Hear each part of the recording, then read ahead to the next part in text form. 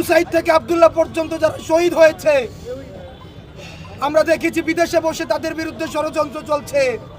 আমাদেরকে বলা হয় ফাঁসি পর্যন্ত আমাদেরকে অপেক্ষা করা লাগবে না, তার আগেই আমাদেরকে শেষ করে দেওয়া হবে।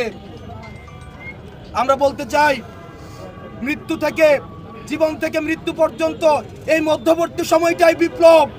আমরা যেহেতু এই রাস্তায় নেমেছি, যতদিন না পর্যন্ত এই ফ্যাসিস্টের মূলোৎপাটন হচ্ছে, ততদিন পর্যন্ত শহীদি তামান্না নিয়ে আমরা এই রাজপথে থাকব। যারা শহীদ হয়েছে সারা পৃথিবী তাদেরকে দিয়ে দিল, এই ক্ষতিপূরণ হবে না।